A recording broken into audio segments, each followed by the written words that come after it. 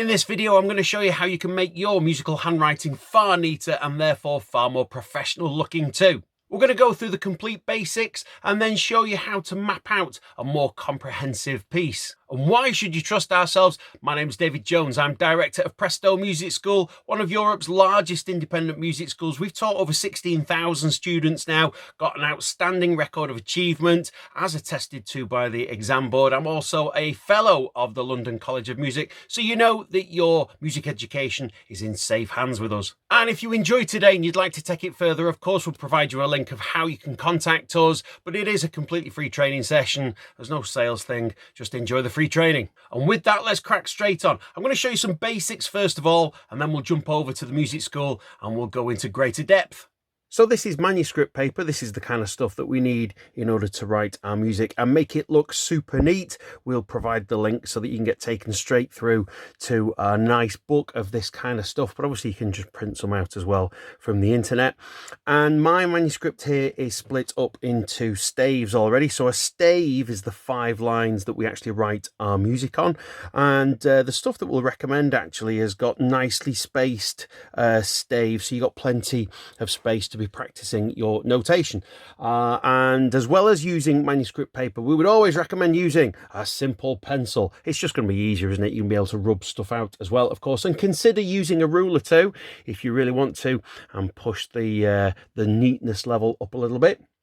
And all your music will be so much neater if you practice repeatedly. So, I'm going to break everything down for you in a second, but let's say, for example, I'm drawing a treble clef. So as I'm drawing this, as I practice that round and round, if all of my treble clefs look the same, therefore uniform, then all of my music will be far more professional looking because everything will match. And practice drawing each note, rest or symbol, and that of course will help you to create that professional uniform look. Let's just bring up those first basics up on screen. You can pause this just to make a note, and of course you'll be able to print this out as well. So moving on, the size of all your notation and the symbols, everything that you draw, the size of it will be relative to the size of the spaces within the music. That's the size of one note head, for example. As I draw a note head there, I'm about to put a stem on that in one little second, but that's how big the note heads are, exactly the size of one space. And notice that they're slightly oval in shape as well. And the stems that go with them are 1 octave long. I'm going to go up on the right hand side from that F to the top F. Now, if you're not sure about that kind of stuff, again, Music Theory Mastery, the course will take you through the whole thing. But 1 octave is basically from F to the next F up, which is 8 notes. And notice that stems go up on the right hand side, touching that note, or down on the left. If I draw, for example, a note in that space up there and put my stem coming down, that will go down on the left hand side from that E down to that E. Let's just recap those basics, and again we'll bring it up on screen, and as I say, you can pause this and you can print it out as the free PDF as well. So the size of all your notation and symbols are relative to the size of the staff space. The note heads are the size of one space itself. Note heads are oval in shape. The stems are normally 1 octave long, and stems go up on the right and down on the left from the note head. So these are the absolute basics that we need before we even start. So let's now move over to Presto Music School, where I'll take you further on the board. How to draw musical symbols. Let's have a look at clefs, and we're going to look at the treble clef first of all. The treble clef is going to be needed for these 5 lines, which is called the stave, because without any kind of clef, one of this kind of thing, that's a treble clef there, without that, none of these are actually any specific notes. What does that mean? If I just got rid of this, I can use this stave, these 5 lines, to show all kinds of notes.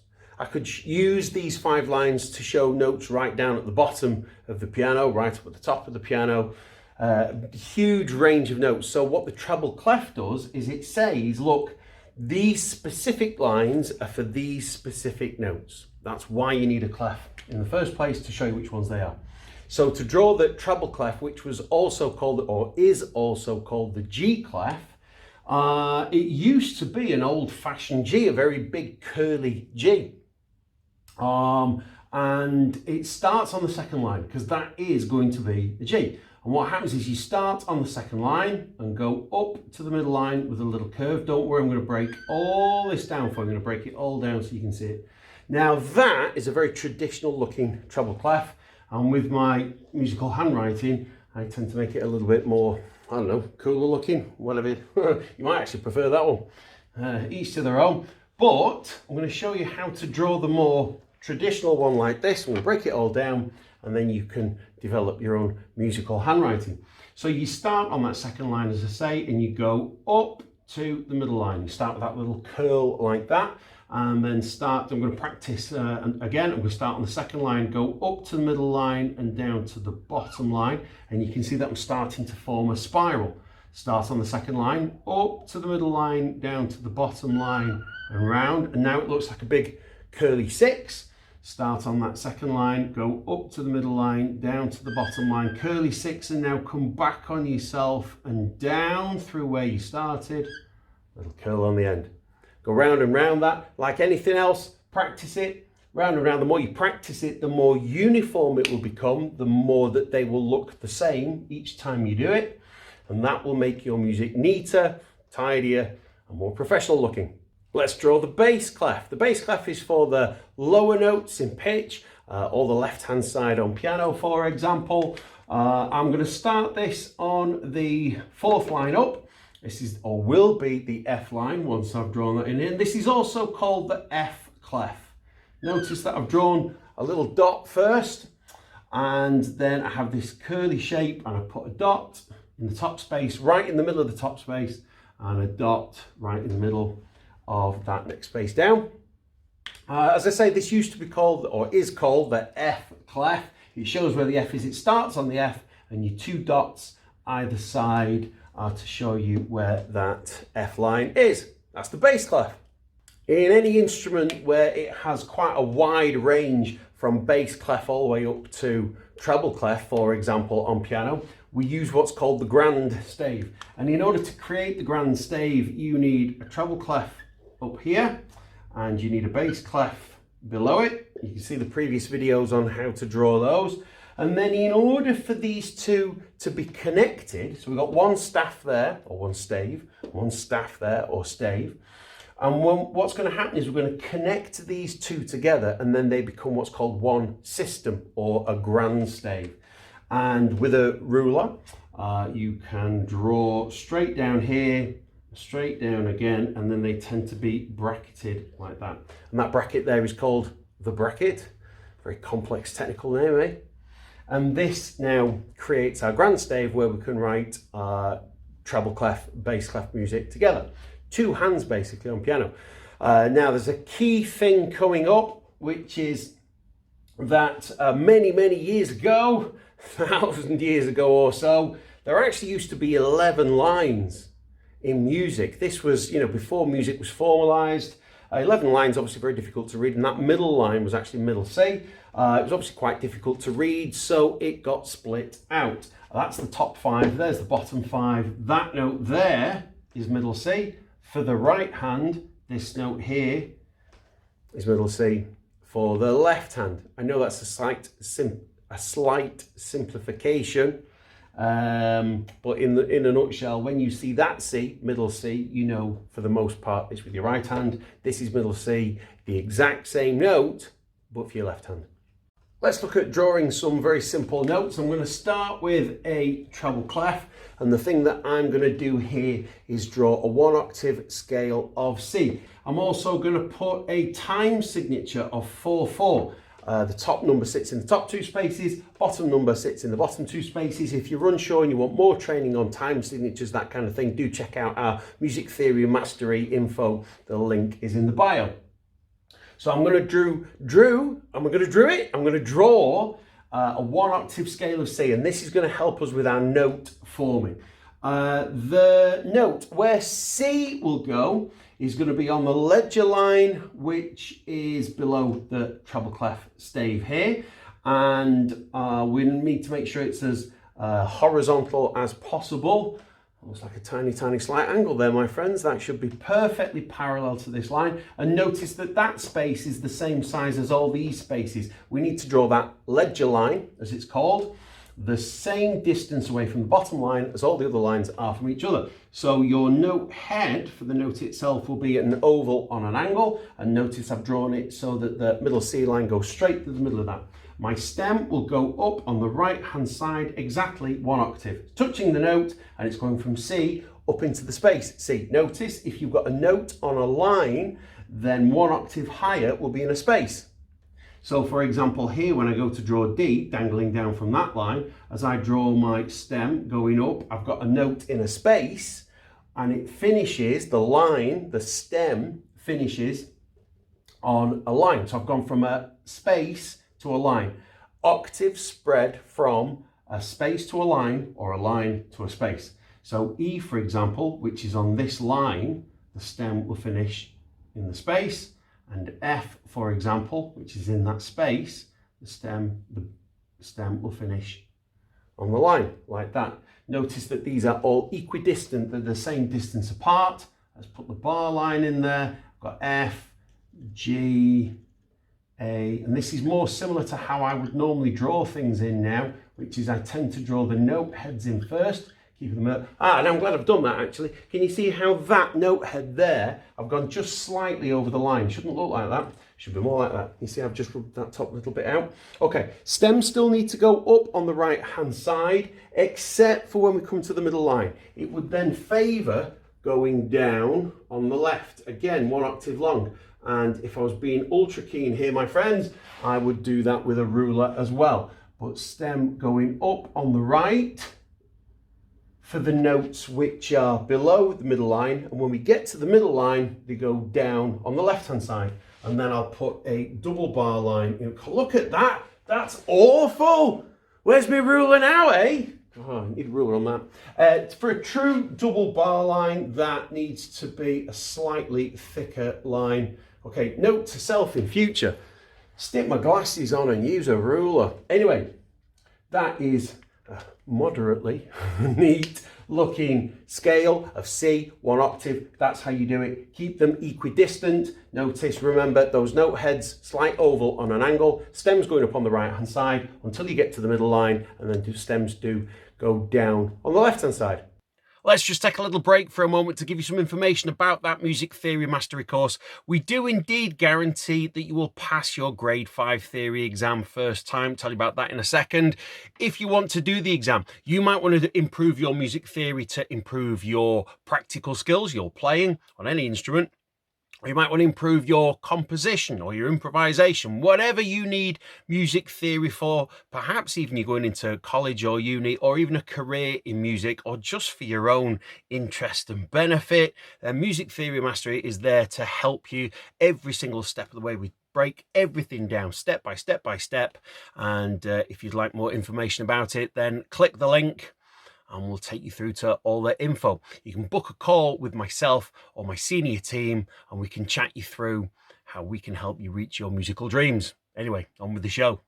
We're going to stick to one stave for now. Let's concentrate on that.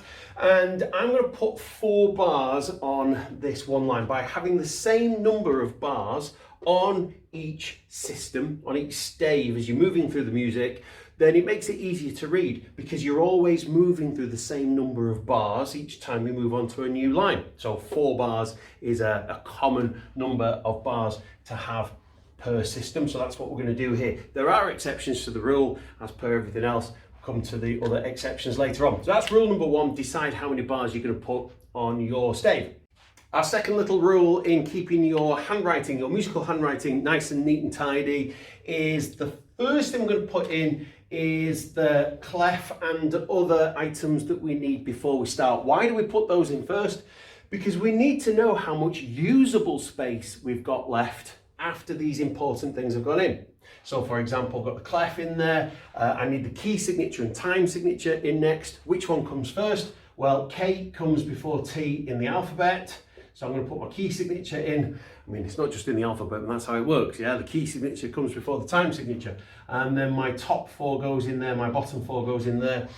Top 2 spaces is where the top number goes. Bottom 2 spaces is where the bottom number goes. All this kind of thing, including time signatures, key signatures, is all covered in our Music Theory Mastery online course. If you want to check that out, please do click the link. Right.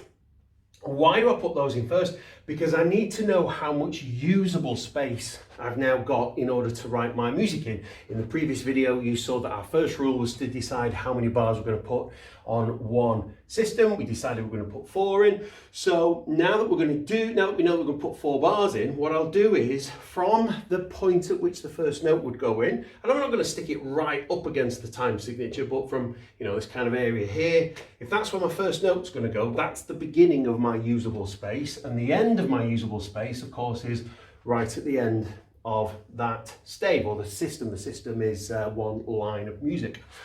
What I now need to do is take the central point between there and there. Okay, I'm going to do this rough, of course. I've not got a ruler on there. You can do it with a ruler, of course, if you're taking extra care, and always do it in pencil, of course.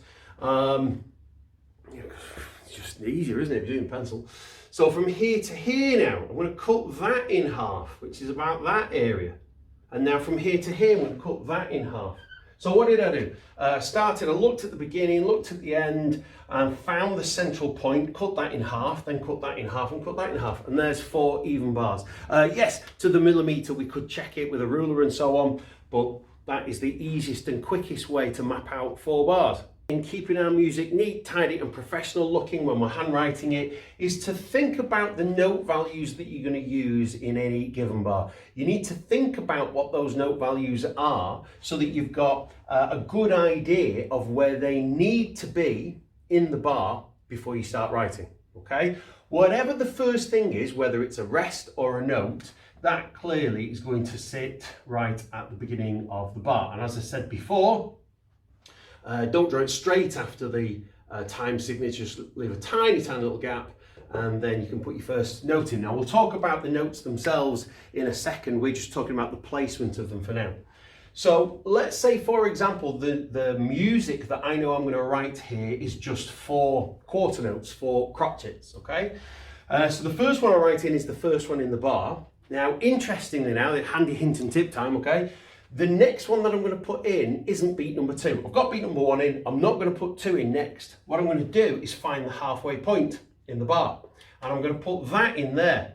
Think about it. I've just split up my bar now into 2 halves. In the exact same way in the previous rules, we were saying if you're mapping out your bars, if you try and get 4 bars in one system, find the halfway point of the line, cut that in half, and now you've got 4 even bars. Same kind of thing for one bar. I put the first beat in.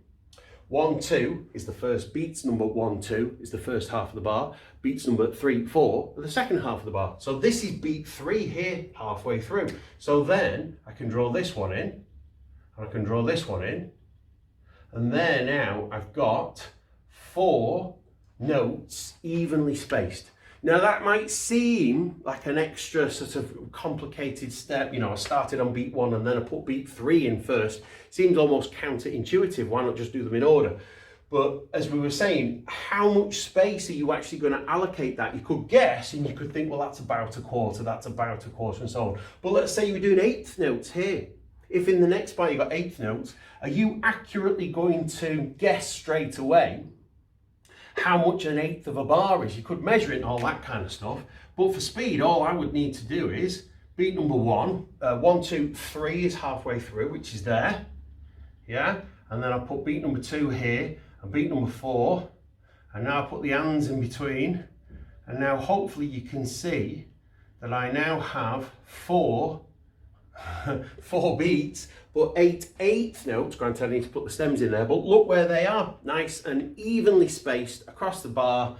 And I did it by finding the first point, the first beat, and then the halfway point, beat number 3 in this case, and then cut it in half accordingly. And now I can put the stems and the beams on and so on. Okay, let's have a look at the stems then. So we know how big the note heads are. we know that it needs to be the size of one space. Notice that my note heads are actually a slight oval on an angle. And the next thing we do is draw the stems in. And notice that I'm drawing these stems going up on the right hand side. Yes, I know I'm drawing the line going down, but notice that the stem from the note head goes up on the right hand side. I just tend to draw the stems going down like that because I find it easier. And notice here that I've gone from the note, which is in the bottom space, to the top line. Why have I gone that far? Because that's how long your stems should be. There are exceptions to that rule, as ever, but we'll learn those exceptions as we go and as we progress. But the basics are that your stems should be 1 octave long. I've gone from F, granted it's an F sharp because of the key signature, but let's just treat it as F for now. I've gone from F, bottom space, to F, top line. That's how long your stems should be. Now I'm going to turn these into eighth notes or quavers, and that means they need to have a little beam over the top. Now, if, for example, you were drawing one of these, let's just draw something rough over here. If you were just drawing 2 eighth notes or 2 quavers, and the beam that goes across the top would exist in a space, so for example, maybe he's drawn it in a space, and that's not going to work. You need to draw the note on a line. So from the E to the E, for example, if your beam went across there, it's easy to see because the beam is actually in that space. So therefore the beam is easy to see. But if I put the beam straight across that line, you're not going to see it.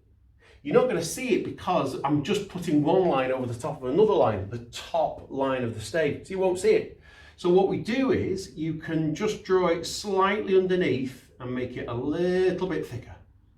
And hopefully on the camera, you should see, that's very clear from where I'm standing. I haven't even got my glasses on, okay? But hopefully you can see that a little bit easier now, because rather than just draw one single line, on the top line, I have made it a little bit thicker and just dropped it down a fraction to make it easier to read. Okay, so quick recap.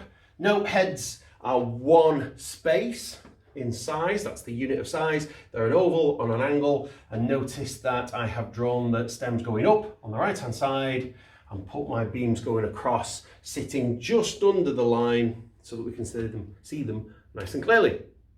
So what happens if you're going to beam notes together as eighth notes or quavers, but they're actually on different notes? Well, the first note would be having a stem of 1 octave, and so is the second note, and that therefore means that the angle of the 2 notes is the same angle as the top of the stems. Because if you think about it, if that's 1 octave long, and then you draw this stem 1 octave long from a G to where G would be, it means that obviously these stems are the same length, and therefore the angle of the notes is the same as the angle of the beam. That too can be just that little bit thicker, should you wish, just like I made those a little bit thicker in the previous video, in the previous rule. What about if, for example, though, you have a note, let's say it's on beat 2 here, but it's above the middle line.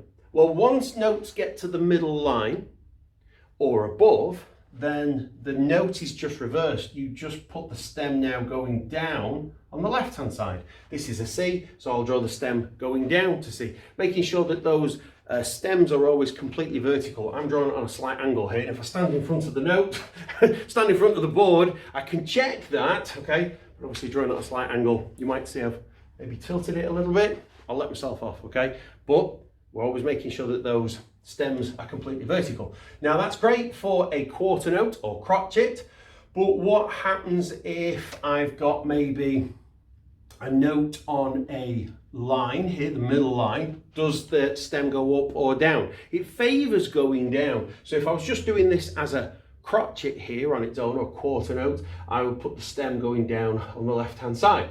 But let's say, for example, it's 2 eighth notes or 2 quavers. Let's say it's this.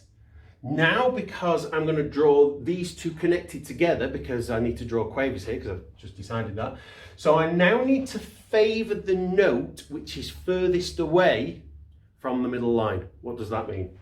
Well, if that was going to be a crotchet or a quarter note on its own, the stem would go down on the left hand side. But this note, which it's going to be connected to, is away from the middle line, as in it's not on the middle line, okay? This is one note lower.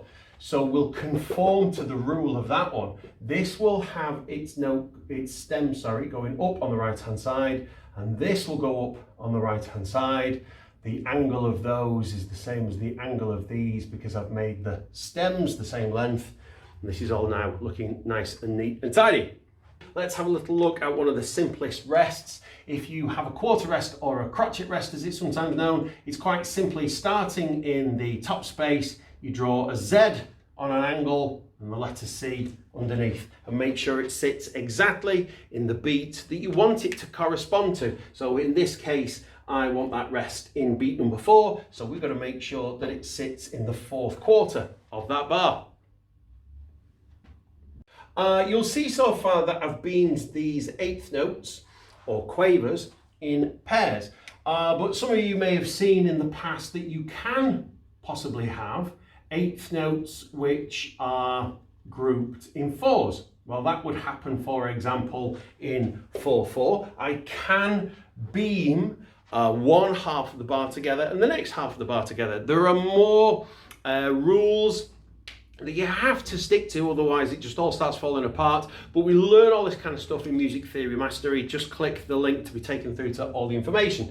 So if I'm going to connect all these together with one beam, we learned previously that you simply just follow the direction of the angle of the notes. You follow the angle of the notes for your beam. But if these are being connected together, I don't want a beam that will follow that shape, because it'll just be really ugly looking. It'll look messy and therefore make it harder to read. And that's one of the key things, one of the key reasons as to why we try and make all our music uniform, neat, tidy, professional looking, because it makes it easy to read. So what I'm going to do is, I'm going to follow the general, the overall, the average angle between all the notes. Yes, I go down here, yes, it goes up, but what is the average between there and there? So it's somewhere of that kind of order, yeah, something like that. So the stem, sorry, the beam that's going to go across is going to be of this kind of distance away, up here, 1 octave long from the F up to about here. So I'm going from an F to an A. Might drop it down a little bit just to take that into consideration, this lower note. So I'm going just under where the F would be, as in an octave above that F, from here up to A, there or thereabouts. That's the kind of angle I'm looking at. Now, I wouldn't draw that in first, I'd actually put the stems in first. But the reason that I'm showing you that first is so that you can see the kind of thing that's in my mind, so that when I draw the stems in, I know I'm standing in front of you here, guys, but I'm just going to get this in nice and neat and tidy, as tidy as I can while speeding through this video. So now you can see that the average angle of the notes is reflected in the beam, and yes, as we said before, you can make that a little bit thicker. There we go, keeps it nice and neat and tidy, and that's how you would beam 4 8th notes together when the actual direction of the notes is going up, down. Don't follow the pairs of quavers. I've seen a couple of examples of that, very messy looking. That's how you would do it. What happens if you've got a bar which is going to have a lot of notes in? So let's say, for example, I need 16th notes here right at the end. And let's say, for example, I've got 2 full beats of 16th notes. That means I'm going to have to cram 4 16th notes for beat 3, 4 16th notes for beat 4. That's 8 notes. Well, I'm going to get 8 notes in there. That's going to look messy. So this is why right at the beginning, when I thought about mapping my music out from the outset, I said as a general rule, you would think about putting 4 bars on each line. And especially for simplistic music in the early grades, that's all you're going to need anyway, because those 16th notes, those semi-quavers, aren't going to come in till, you know, slightly later on in a student's progress, or the more complex music, so maybe even sort of grade 2 onward.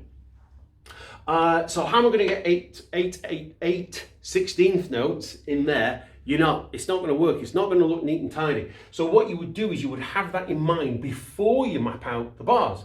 So what we would potentially do is you would think, right, what's the music I'm going to write out? I can see that in bar number 1, 2, 3, 4, I've got to have this more complex bar going on.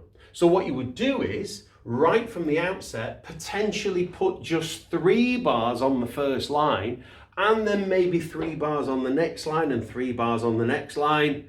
And you think, hang on a minute, that goes against the very first thing you said. You said that we need to have the same number of bars per line, per system. Yeah, we do. Why do we need to? That makes it easy to read. So why have I got 3 then?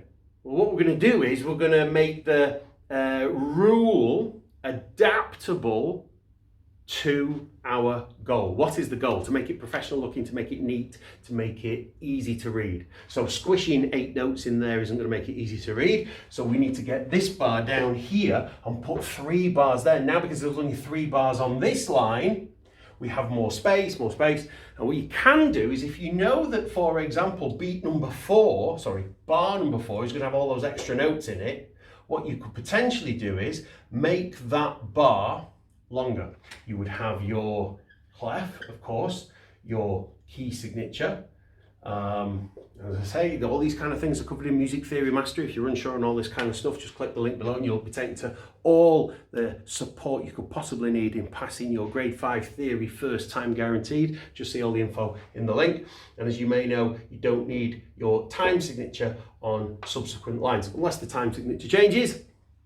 More on that in the future. So we now know that this bar is going to be longer.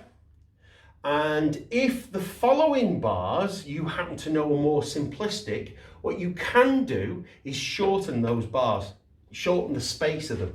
How much space do they need? Well, they need that much because we ascertained, we worked out before that much space is enough for a bar which contains just quarter notes and eighth notes, crotchets and quavers. So if that's all the space we need, what we could do is we could allocate all that space to our new, more complex bar 4, bar 5 and bar 6, and now that big, and now you have more space to write your more complex rhythms in there. But this is one of these exceptions to the rules, and you can see why right from the beginning we establish some very clear ground rules on do this, because once you get those fundamentals established, it makes breaking the rules just that little bit easier because you know why you've broken the rules. I hope you found this course highly useful to get the basics of your theory sorted. So if you'd like to see how our Music Theory Mastery course will help you to achieve your musical goals, click the link and book a call with myself or one of our senior team, and we'll chat you through everything you need to know about the course. We'll see you on the other side. Hi, I'm Fiona. I completed the Presto Music Theory Mastery course while I was a student at Presto. I initially became involved to help me with my GCSE music, and it really did help massively. I got an A-star, which is equivalent to a 9 overall, and that was just due to how clearly things were explained to me and how much it helped with the GCSE course as well. However, I would recommend this to any sort of level, so whether that is GCSE, A-level, composition support, help with sight reading, or further education as well. So for example, I'm studying a degree in music at the minute, and the knowledge and understanding I gained from this course is still with me now. It still helps me. From this course, I did gain a merit in my grade 5 theory, and that was just due to how clearly things were explained to me, how much support was given from the staff. It was all so great. So yeah, I couldn't recommend this enough. So anyone who's thinking of doing this course or wants to do this course, please get involved. It's great, I promise. So I came across Presto Music and their Music Theory Masterclass, and I tell you what, it's a game changer. I've learned all sorts of stuff now. I am sort of making sense of things that I used to just do by ear. The delivery of their classes is brilliant. The worksheets they give you is amazing. It's kind of like you already knew the stuff, even though it's all brand new type things.